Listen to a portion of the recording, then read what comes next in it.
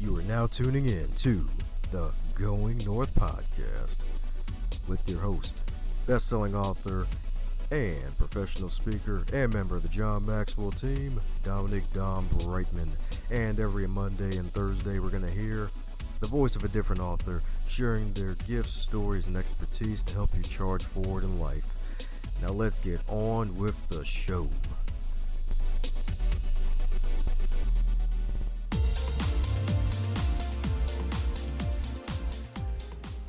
And today on the Going North podcast, we're bringing some fabulous humans from across the globe. Today is no different. Hey, cool, my Ken. Today is a special occasion. It's a special occasion because it's one of those handicap matches, folks. It's where the host has to juggle two wonderful, awesome humans who put pen to paper and publish some works. One of them, my goodness, a fellow Virgo. And he's also a founder as well, a founder of Your Brand Marketing, and he helps clients to understand what makes them special, unique, and engaging. And for the past 25 years, he's been helping companies communicate internally and developing the next generation of leaders through his work, brands, and telling them to engage in meaningful brand stories that elevate and engage employees and compel customers to take action. And it doesn't stop there, folks, because our other wonderful guest helps complex growing businesses build sustainable, gotta love sustainable, y'all, profitable, oh heck, you even love that even more, organizations. And as the president and founder of Talent Boost, she leverages over 25 years of experience in business leadership, human resources, and communications to boost leadership alignment and effectiveness. And through her work, leaders become magnets for the right talent to achieve their mission. So we got two 25-plus year veterans. So let's give it up for BB and CC, the one and only Ben Baker and Claire Chandler. How you doing today, folks? Dom, what it an is intro. Exactly. I'm going to sit there. I got to cut my my intro in about a third, or a quarter. Just you sit there, you listen to it, you go, "Oh God, I've been on this earth way too long. There is way too much, on that bio right there. Let's just cut it right down." We're just missing the smoke machine and the dramatic lighting, as you kind of enter the stage there, Ben. Woo. Well, I don't know about you, Claire. You're right there with me. So I think we both got, we both started our businesses when we were 10. Yeah. 25 years experience. We started when we were 10. So I'm going with that one. Right. There we go. The last cusp of millennials right there. That's what I'm talking about. Yeah. The oldest millennial on the block. That's me. Exactly. No, it's great to be here, Dom. Thanks for having us. Yes, indeed. It's great having both of you. And as you know, with all introductions, not allowed to be 50 years long. So I'm pretty sure there's some things I missed because they weren't even the longest bios ever, I'm sure.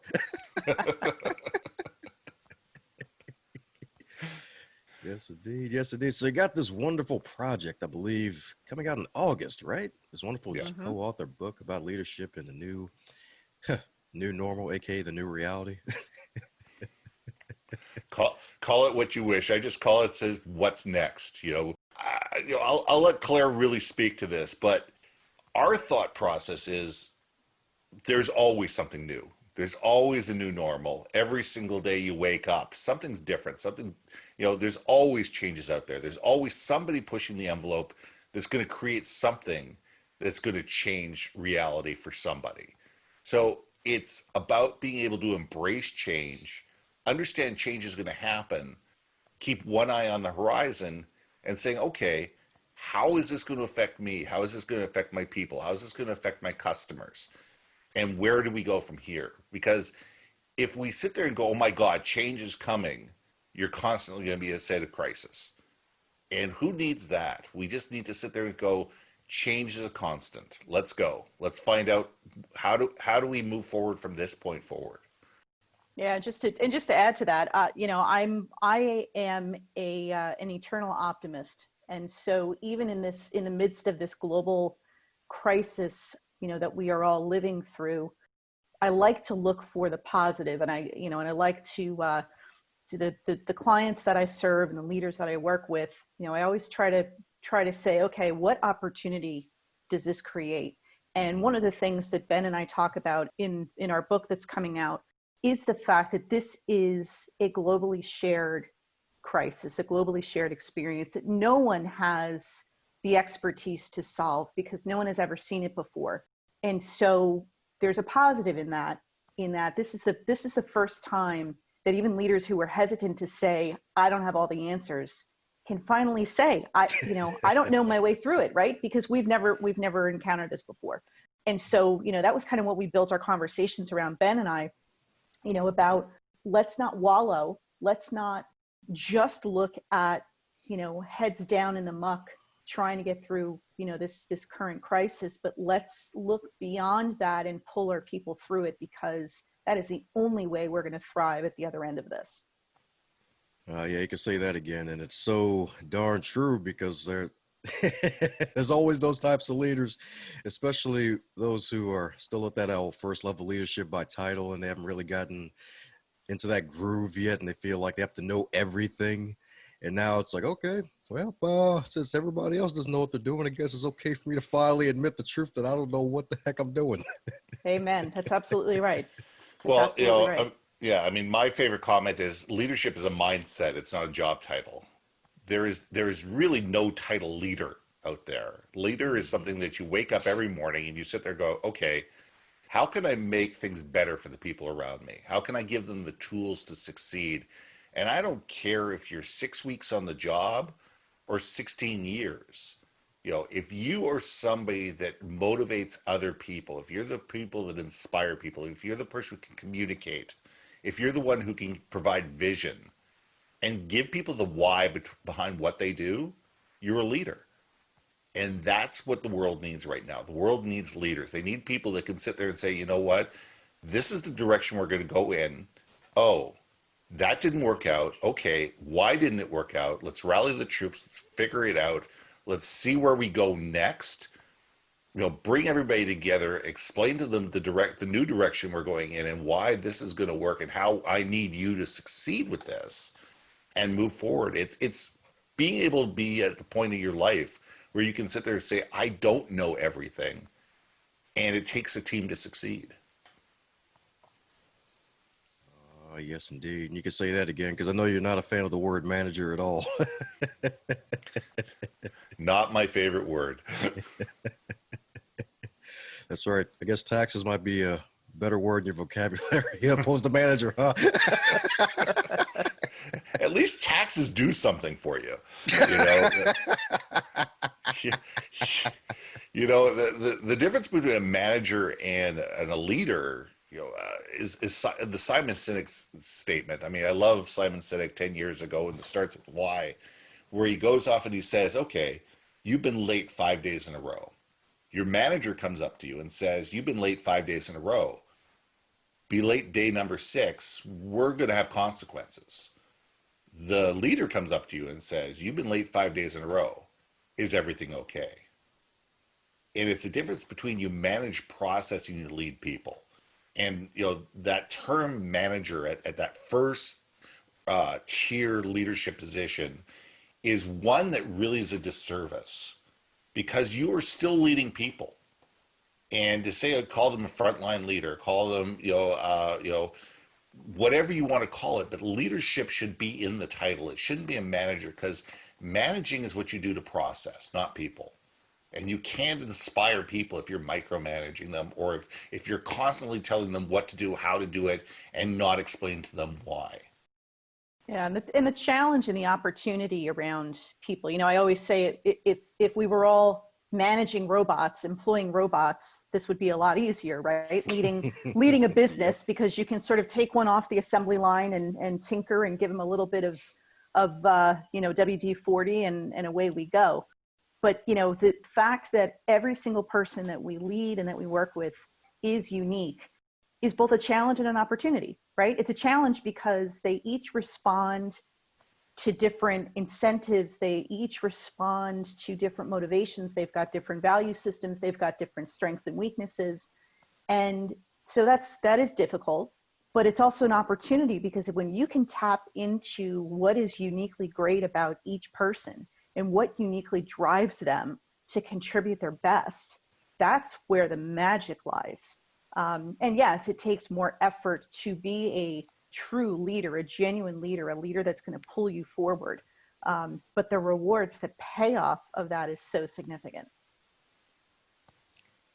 I agree with that 100%. You know, people are people, and each person comes to the office every single morning with their own wants, needs, fears, and desires. You know, and we need to treat these people like human beings and sit there and say, okay, what are the things that are holding you back? What are the things that motivate you? What are the things that inspire you? What, you know, what's the next step in your career? It doesn't, may not be a management position, may not be a leadership position. It may be the fact that they just are looking for a different thing to do. You know, not everybody wants to climb the corporate ladder. And it's a matter of understanding what motivates that individual person and help them achieve their vision of success, not yours. Oh yeah, you could definitely say that again because it's so darn true. Because a lot of folks, they may see the corporate ladder. I can even remember listening to Gary Vee one time. He mentions like, "Hey, do you really want to come up the corporate ladder and become a quote unquote manager for an extra $3,000 they're going to tax anyway, and have all this extra nonsense on top of it?" And I thought about that. I was like, you know what? Yeah, he's got a good point. It's like the extra $3,000, like it's going to be over time. And the extra stress is like, nah, I'm good, fam. I need to Yeah, climb this ladder and find out my own version of the Peter principle here. Exactly. yeah, yeah. Gotta love Peter. Yeah, and it's funny, Dom, because one of the things that Ben and I talked about in our conversations that led to this upcoming book was the difference between people who aspire to leadership and people who are ambitious about a leadership role. And those are two very different things. And I go back to what, Ben said about mindset, because that is the key differentiator. There are certain people who see that corporate ladder as the only way forward is up, and they get enamored with the trappings, right? The leather chair, the higher car allowance, so they can finally get that luxury automobile that to them signifies success. The power that comes with the corner office as opposed to the duty that comes with the corner office. And so ambitious leaders tend to be more focused on the trappings and the power, and they're driven by the ego.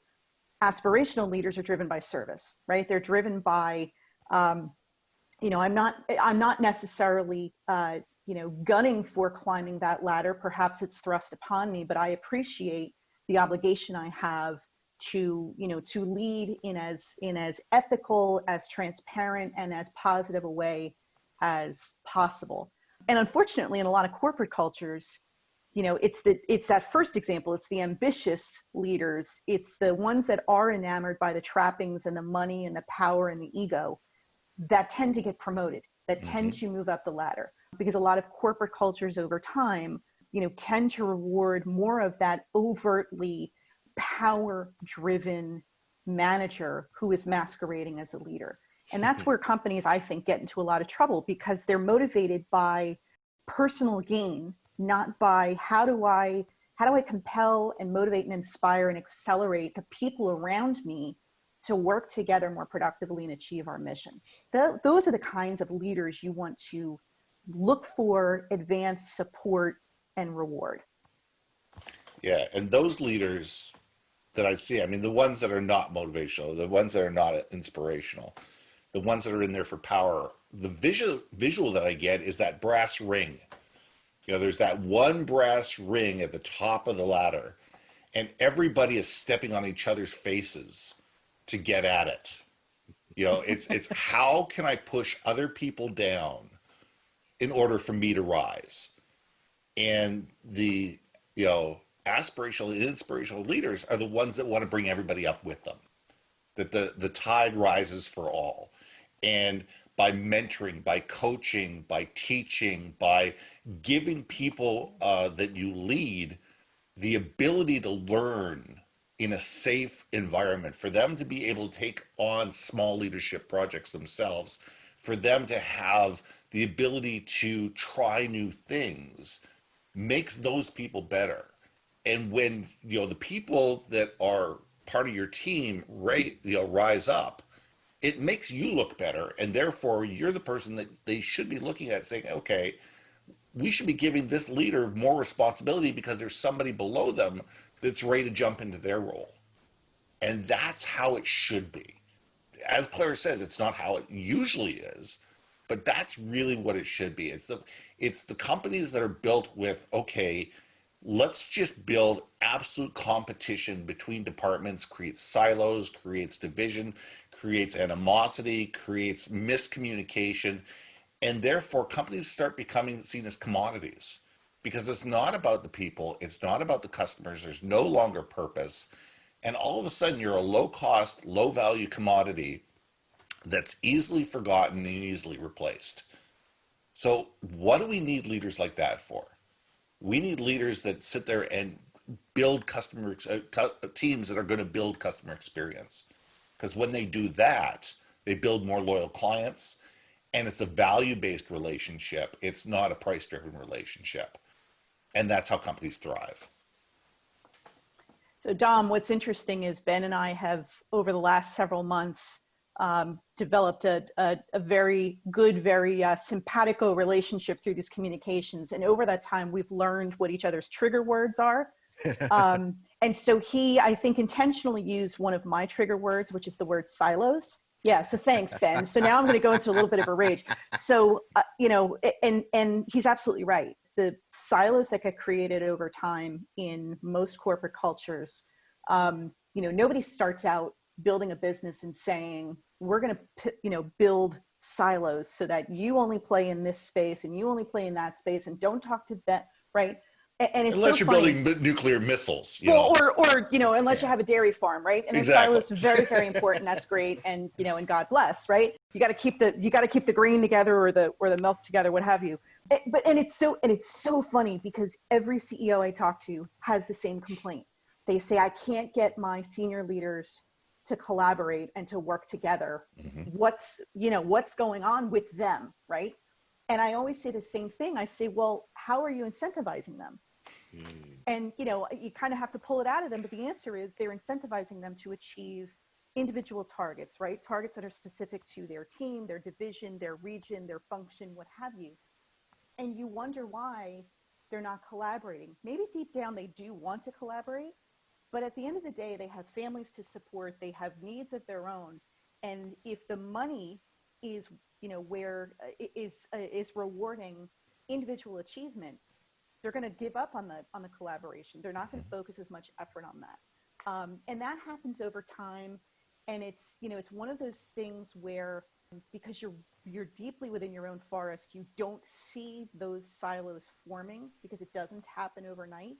And equally true, you can't get out of those overnight. It takes some, you know, it takes some work. It takes some rebuilding and rewiring.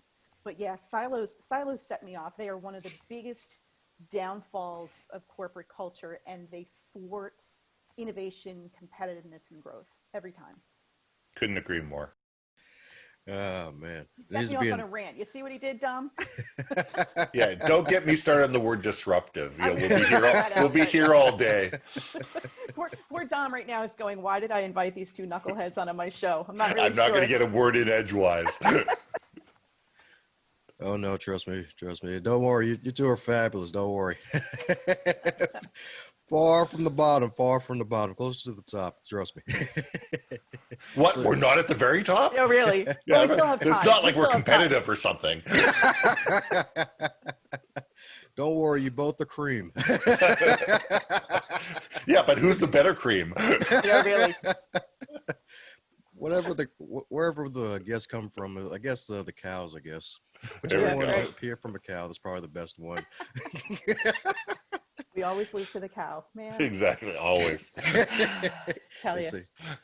But yes, indeed. And it's so darn true right there, especially, I love what you said there, Claire, because it is very difficult, especially for leaders when they're so focused in the forest that they don't see the other trees, and that even they may be so far in the weeds putting out fires metaphorically that they're not soaring above and actually seeing what's really going on. So any advice for those listening who may be in that current position where they need to actually find out how to incentivize their employees better and maybe get closer to the ground and actually listen in on what's going on?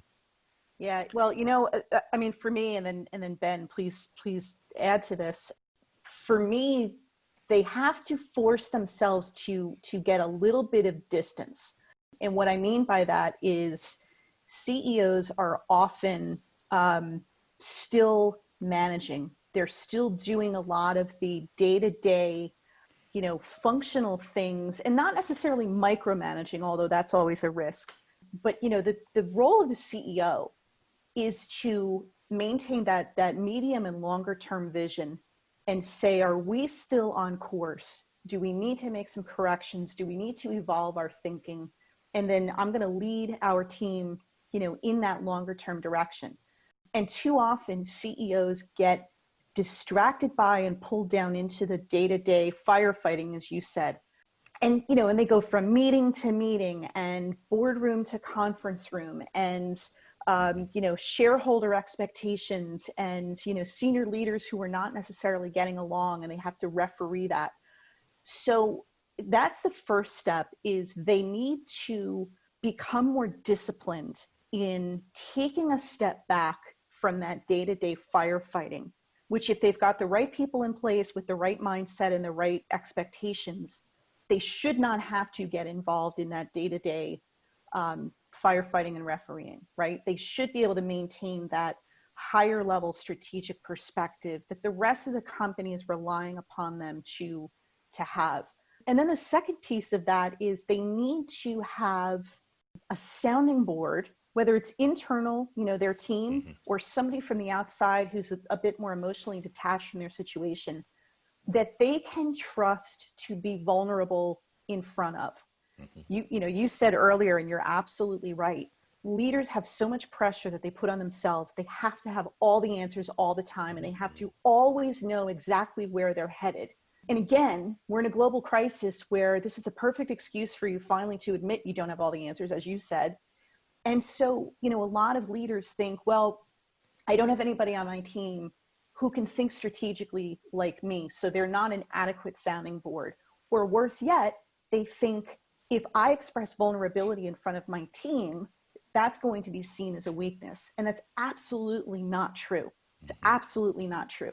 So those are the two things, first and foremost, that they need to be more disciplined in taking a step back from the day-to-day fray, and find and use a sounding board that they can trust to be completely open, transparent, and vulnerable in front of. Yeah, I echo everything that Claire just said. I mean, the mathematical formula that I put in front of any CEO is people plus purpose equals profit. If you take care of your people, if you have a strong sense of purpose, the profits will come. But if you're only focused on profit, the company is going to be in havoc. Now, the big thing that we do for companies is that we find that most companies have a horrible sense of themselves throughout the organization. They don't know their brand story. They don't know who they are, where they came from, where they are today, what got them there, the challenges and the successes along the way, who they truly serve, why, and where they're going. And we have these wonderful mission, vision, value statements that nobody remembers. Nobody, Yep. nobody lives. They're made in a corporate boardroom somewhere on a retreat. And Claire and I, recovering people, we have helped craft those. And the problem with them is that they're not lived.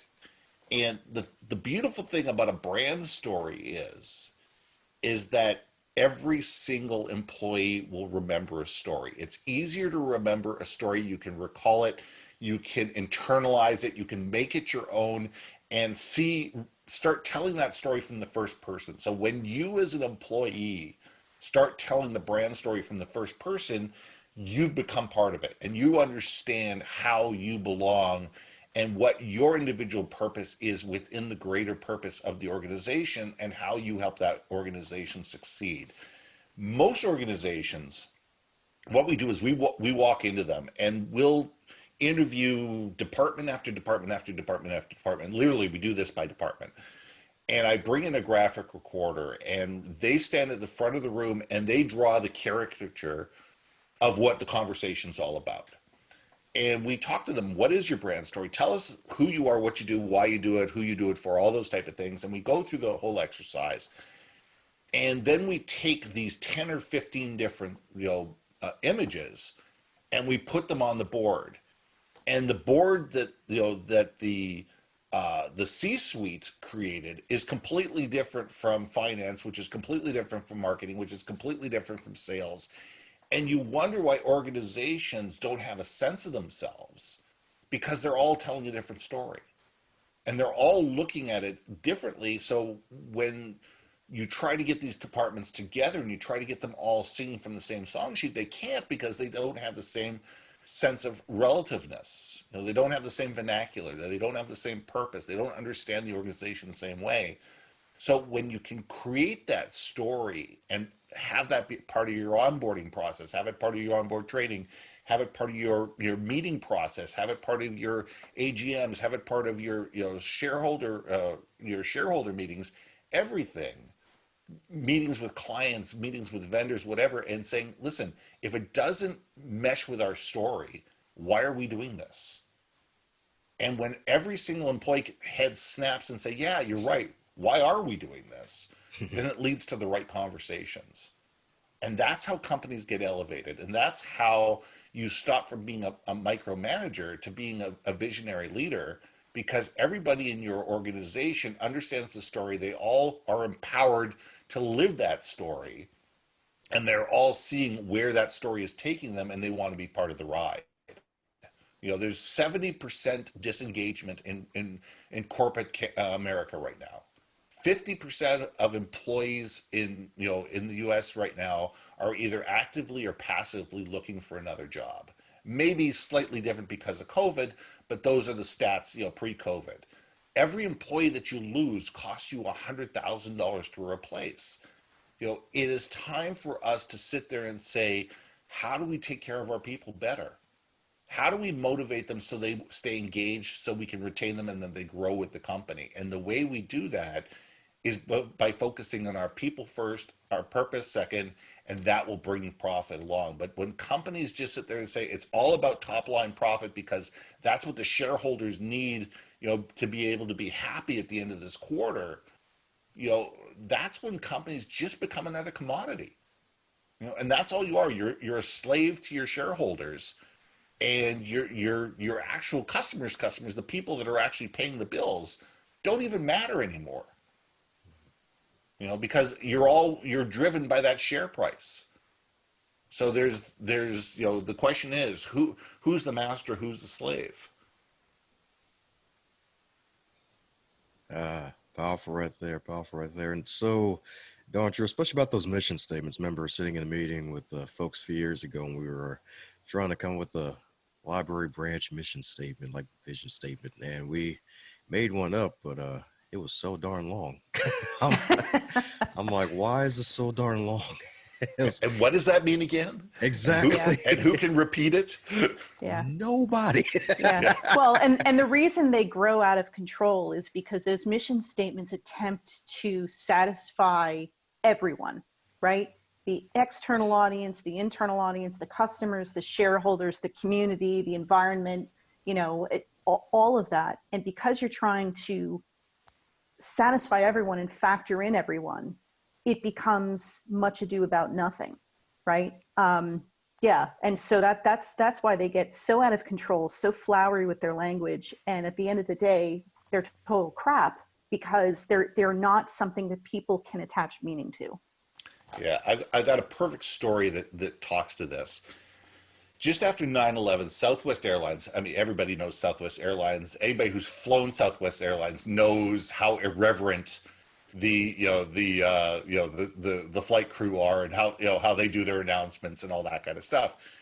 Well, after 9/11, one of the frequent flyers, and she had a lot of miles. She flew a lot of miles on Southwest, wrote a personal letter to the CEO, and I'm trying to remember his name at the time, but unfortunately he's no longer with us, but said that, what, post 9/11, your team should be far more serious about, their announcements and how they do safety announcements, stuff like that. It says, I don't feel comfortable with this. I'm going to, because of this, I'm going to have to start flying with somebody else. And the answer came back, and it was a handwritten note that came back that says, "We will miss you." Mm.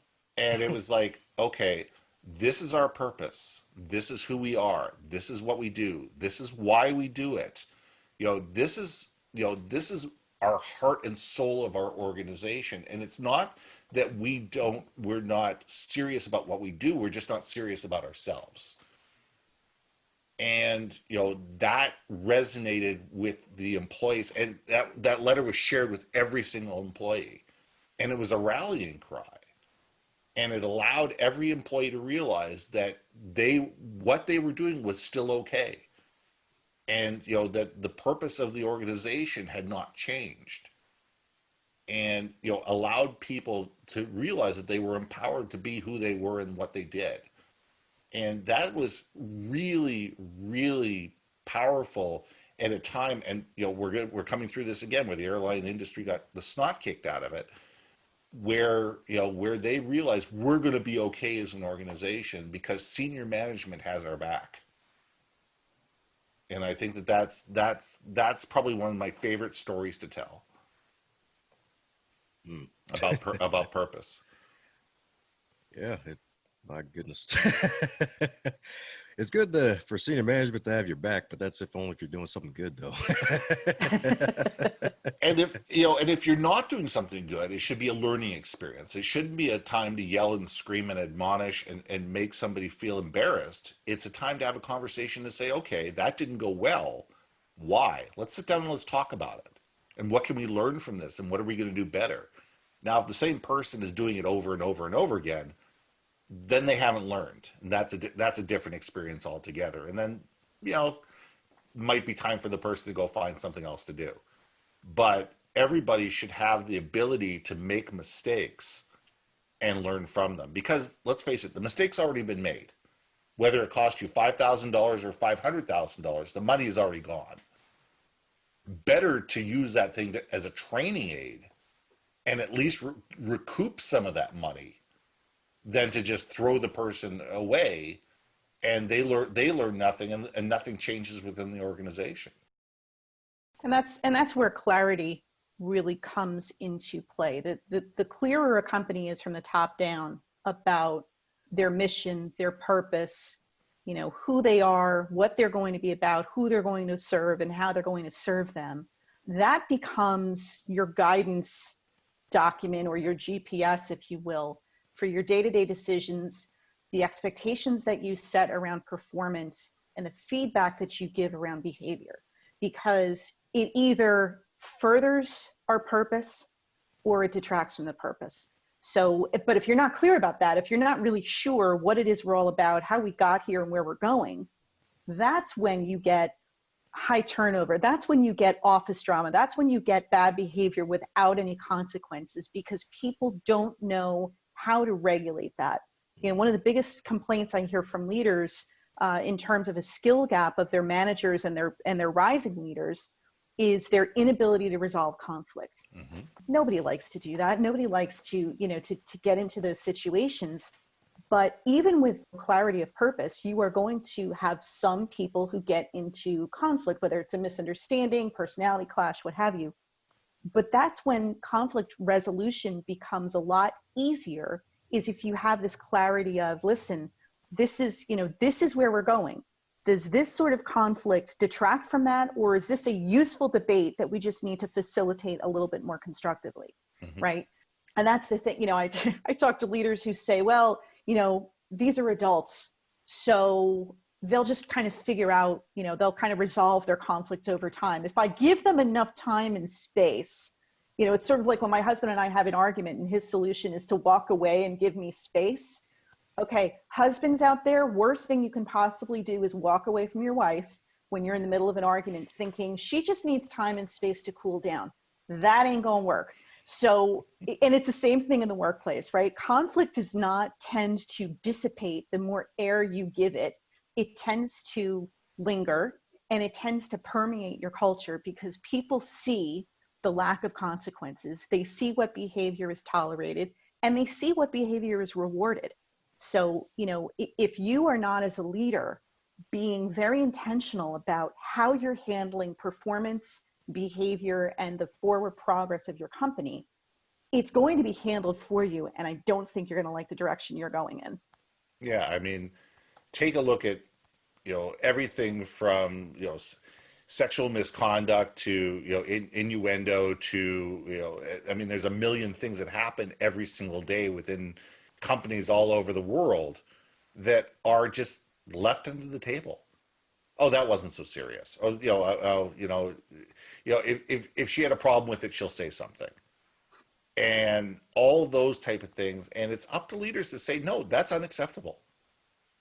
And whether you do it publicly or you do it privately, that comes down to the situation. But if it's something that is not tolerated within the company and should not be tolerated within the company, it's up to you as a leader to step up.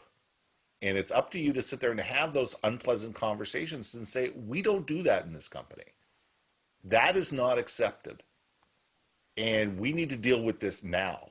Because if you don't deal with this now, as Claire says, it festers. And all of a sudden people go, it's us versus them. It's, can I trust my boss? Do I know that my boss is going to be there for me? And if I can't, then why am I working for them? I'll do the absolute minimum. What do I need to do that's the absolute minimum for me to get paid every single 2 weeks? Okay, that's what I'm going to do. Until I can find another job in a different company that's going to treat me better, I'm going to start doing absolute minimum I need to do to not get fired, and that's it. And I'm not taking on any extra projects, and I'm not working late, and I'm not coming in early, and I'm going to be here, and I'm going to be a work to rule type person. And you see that through companies over and over and over again, because people sit there and say, oh, well, it's just a bad employee. I go, no, usually your brand is only as strong as your unhappiest employee on their worst day. And that usually has something to do with process. It usually has something to do with procedure. It has something to do with leadership. It has something to do with communication. It's not usually that a person is miserable just because they're a miserable person. There are miserable people out there. Let's not be right. There are miserable people out there, and that's a different situation. But the majority of the time is people either feel frustrated, they feel that they have no power, they feel that they're being discriminated against, they feel that they're not being treated fairly. And that's process. And if you can't be looking at the process, and now post-COVID is a great time to be, looking at everything you do and say, how can we do it better? Now is the time to sit there and say, what are the things that we've put together with Band-Aid and duct tape? Well, it's time to get rid of those, those policies, those procedures that don't serve us anymore. How do we get rid of all those things? And let's work as teams and as divisions and as companies to come up with new policies, procedures, communication methods, leadership policies, etc., that are going to put us in a better place moving forward. Because now, if you're not going to do it now, you're never going to do it. And now is the time to sit there and say, hey, let's question everything. Is there a better way that we can do this? And let's get everybody's opinion on this. You may not, go ahead with every single suggestion by every single person, but people are at least going to feel listened to. And people are going to sit there and say, you know what? We only have the bandwidth to do 70% of this. We love your suggestion. Maybe we'll do a pilot project on that and see if it actually works. Would you like to lead that? Or, you know what, can we push this off to Q2 next year? And I promise you that's going to become something that we're going to do, and you better well do it in Q2, because we just don't have the bandwidth or we don't have the capital to do it right now. Now is the time to take a look at everything you do and sit there and say, how do we do it better? Amen to that. And it's so darn true. And that's actually one thing that a lot of people aren't comfortable with, is just having those tough conversations. And like you both even mentioned and alluded to, is the fact that if you let it fester and let it get more air, it just gets bigger, and then you have to slay a giant dragon, metaphorically. So any advice for those leaders out there who need to have those tough conversations now as opposed to later down the road, depending on the situation? Yeah, the first thing is, don't wait, right? The long, as we've all said, the longer you wait with your head in the sand, hoping it will just resolve itself. And I love your visual of the dragon, the bigger that beast becomes. And now it becomes this huge obstacle versus a little bump in the road. So that's the first thing. You want to be, I talk a lot about employee recognition and recognizing positive behavior and performance, and you want to do that as soon after you see it, as possible. It's the same with negative behavior or conflict. You want to address it right away. And part of the reason that leaders avoid it is because they attach a lot of emotion to it. And it's so easy to get emotional about conflict, even if it's something you're not directly involved in, but you have an obligation to help those two parties come together and resolve it, right? For me, I always say, and let me tell you, I'm as conflict averse as the next person, and I don't like dealing with it. I don't like it when I witness it, but it's something that as a leader, you have to address and you have to help resolve. And so one of the things is to be as conscious as possible of your own potential to bring your emotion into it and leave that at the door. The second is, again, to be as clear as possible in your own mind and come into that conversation armed with clarity around your purpose and your mission, because you want to center this behavior and this conflict on part of the end goal of that conversation, that conflict resolution conversation, is to get people back on track toward the purpose and the mission. And the third thing is, even if there's a perceived conflict, an observed conflict, a felt conflict, there is always some common ground. The better you know the two parties involved, the more likely you are to see it, from the outside looking in. And you always want to find that common ground, because if you can get the two sides to agree on something, that's a starting point, and you can build outward from there. So, they may not be best friends after, they may not shake hands and go out for a beer, but at least if they can agree to move forward respectfully and constructively, that's a win. I love that. Just to add to that, let's go back to the dragon analogy and start looking at a hydra. Every time you cut off a head, 3 new heads grow off. Yeah, so all of a sudden you're sitting there. You need to sit there and say, are you looking at the head of the issue, or are you looking at the heart of the issue? You want to kill a hydra, you take out its heart, and you have to sit there and say, are we just looking at the surface issues, the stuff that's obvious, the stuff that is the stuff that you see at the surface, or are you getting underneath and saying, what's the real issue? What's the real problem? Why are these people having this conflict? What are the things behind it? And when you can get down to the heart of the issue, and you can maybe, push a little harder to sit there and say, really, what's going on? And why? And what's happening? Well, you know what? Turns out they're getting a divorce, or they got a sick kid, or whatever, something is happening. Their mother's having to go into an old age home because she's got Alzheimer's, and there's enormous amount of stress that's going on, and they just need some type of outlet because they have no outlet at home. And all of a sudden, things are just bubbling over at the office that should never be there. But people are people, and we need to sit there and say, what's really going on? Not just the fact that Dave hates Sally and Sally hates Dave. It's, why. And the more you can get to the why of any conflict, the easier it is to fix it. So, cutting off that head of the hydra is just going to build 3 more. If you can stab it in the heart, you're going to get rid of it. Beautiful analogy right there. Beautiful. Yeah, because that's definitely next level right there, because you don't want to cut off one head and have 3 more appear, because that'll that leads to all sorts of different problems. It's like, God dang, I just came here to get rid of one weed, and I got to take on the whole darn garden. That's right. That's right. That's right. Mowing over that dandelion doesn't quite fix it. A whole army appears behind you. It's like, hey, buddy, how you doing? That's right. How do you like me tap, now? Tap, tap. Well, since this is far from the first rodeo, is the question that you wish one of you be asked more often that you're not asked enough on these wonderful interview tours that you're on? The one question that almost never gets asked is, how do we focus on next? How do we focus on next when the next is unknown? Because none of us have a crystal ball.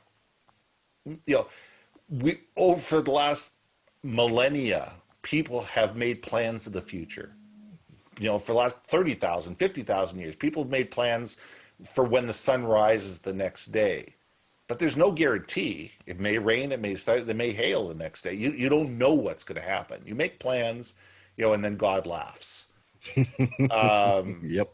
So all we can do is keep making plans. All we can do is use our best guesses, talk to people, involve our vendors, involve our clients, and sit there and say, what do you see? Because when we sit in an ivory tower around a boardroom table with 12 people and assume that we know everything because of the metrics that are being fed to us over a computer, it's a very dangerous place. You get into this group think, and we make plans and spend millions of dollars or billions of dollars collectively on progress that has no basis in reality, because we haven't talked to our people, and we haven't really sat there and said, gone to our vendors and our clients and say, what are you seeing out in the market? What do you think? What are the challenges that you're having? What are the things that you're seeing out there that could absolutely, throw the world on its face? And everybody's thinking about it, and nobody's got the right answer. But if we talk to each other about it, and we're not afraid to talk to each other about it, we're going to be in a better position as we do move forward. And we also have to realize, oh, yeah, we made a mistake. Okay, we went in a different direction. The world's not going to come to an end. We just got to sit there and say, okay, now that this has happened, where do we pivot?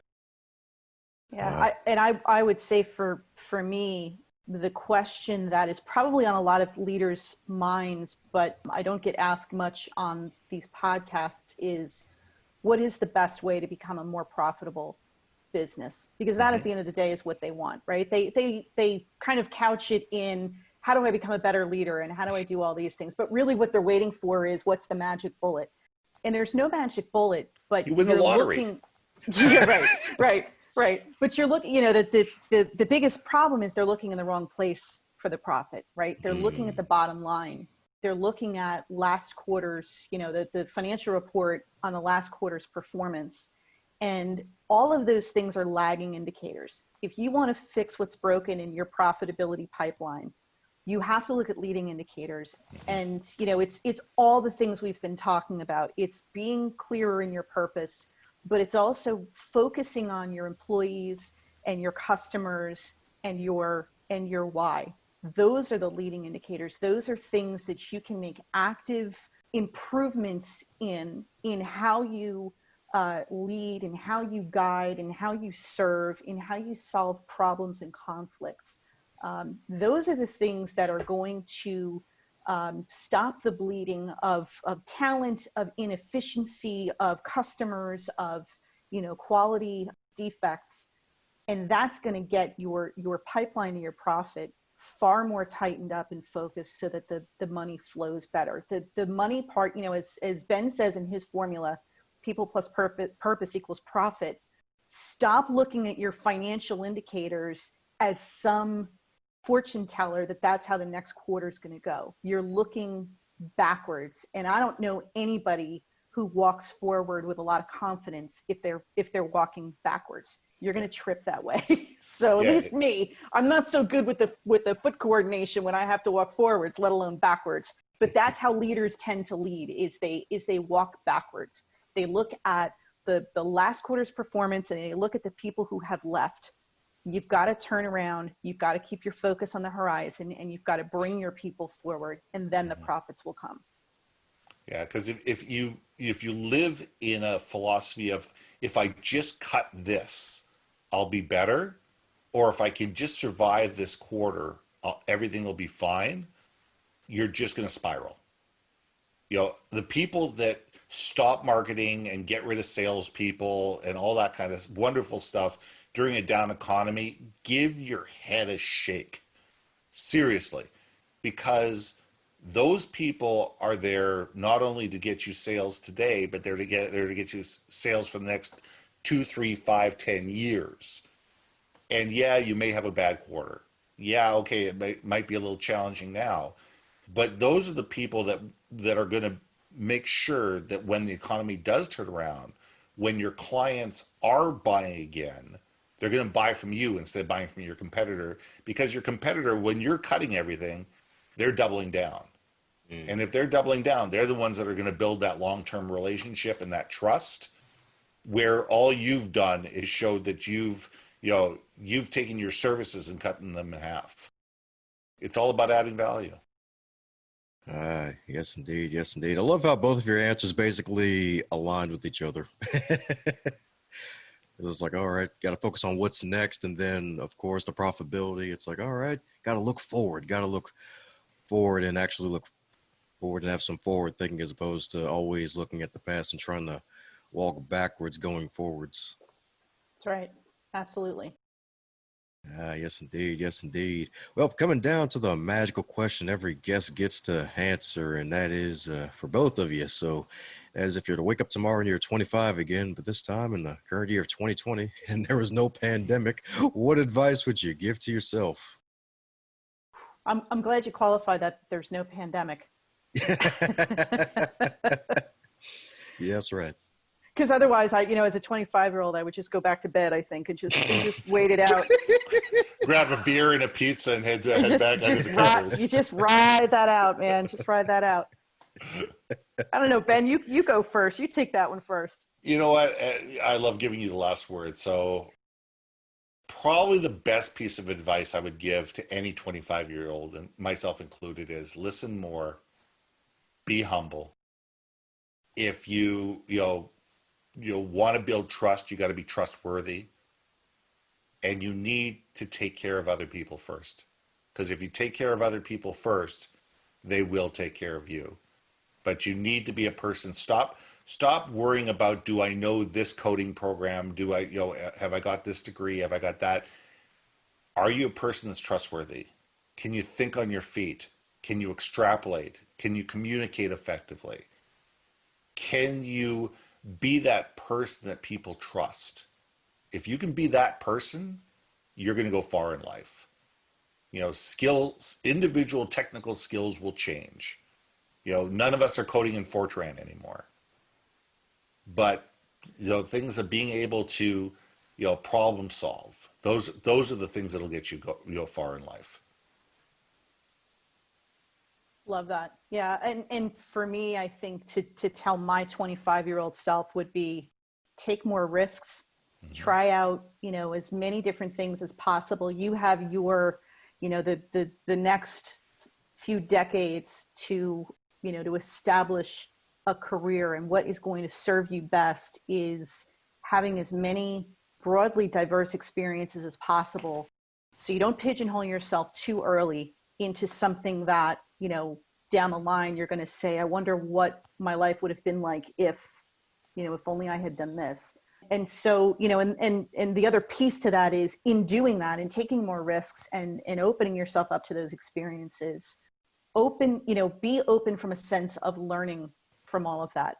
The failures, the successes, the triumphs, the people that you meet, the things that you see, the things that you learn, be open to all of that, because those are the things that are going to help you identify where your gut and your heart get pulled, right? We don't all wake up one morning and get the calling, to a certain vocation or career path or entrepreneurial, track or what have you.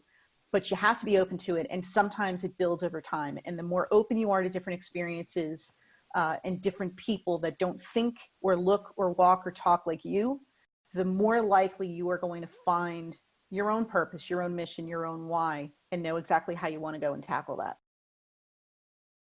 Yes, indeed. Yes, indeed. Yes, indeed. Love those answers. Love those answers, indeed. Love those answers. That's right. Take more risks and listen more often. It's funny how a lot of things can be avoided if you listen more first on the beginning as opposed to the after effects. Amazing, right? It's the simple things, Dom. It's the simple things. Yeah, it really truly is. Ah, yes, indeed. Didn't even need to wrap it up in wrapping paper with a bow either. Well, we're glad that Claire can always provide the ribbon, so she's Try. good. She's good at that. I'm a closer. What can I say? There we go. Closer clear, giving clarity in your business. That's what I'm talking about. Oh, I Yes. like that. I like that. I'm going to steal that. There you go. That's right. All sorts of clarity. And she doesn't even need eyeglasses either. So that means your business won't even need the eyeglasses either. That's what I'm talking about, indeed. So for the folks who want to keep up with this wonderful tag team dynamic duo, what's the best way for folks to reach out to you? Claire? You can find me at clairechandler.net. And you can find me at yourbrandmarketing.com. Ah, yeah, there we go. That's right. And just may want to make a quick plug for the book. It'll be out in August 2020.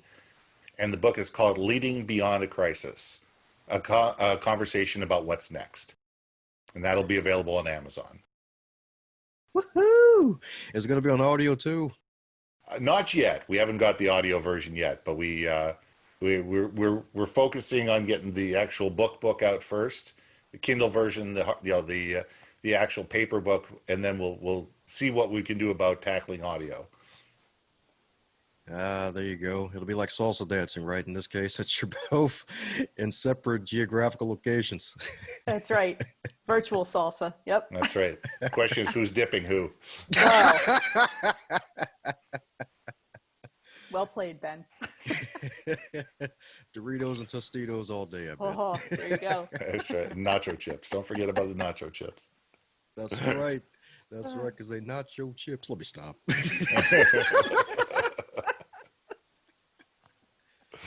Well, enough of my corn cobs. Any parting words to the folks still listening? First of all, it's been a pleasure being on the show. We've had a great time. The only parting advice I give people is leadership is something you do every single day. Never assume that you're going to perfect it. Never assume that it doesn't change. Never assume that there's going to be a day that's going along that you're going to sit there and go, oh, I hadn't thought of that. Because those days are always going to be there.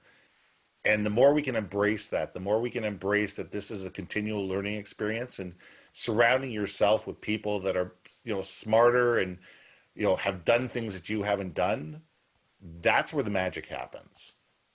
So my attitude is go find your tribe. Go find people that you can trust. Go find people you can have conversations with, because this is a team sport. If you isolate yourself and you put yourself up in that ivory tower and you hide behind your desk all day long, guaranteed you're going to do it wrong. See, now you got the last word. I'm going to just leave it there and thank Dom for your wonderful, gracious hosting, and it's been fun. You just got done listening to another powerful, power-packed episode of the Going North podcast. I hope you really enjoyed what you heard. You made it all the way to the end. You get to hear all sorts of goodness. I was the best, but you just got done hearing some goodness. Go check out the guest stuff. It's all in the show notes on the website, dombrightmon.com, and also reach out to those that you've just heard as well. And keep rocking it, because you yourself are phenomenal for making it this far, and keep going north.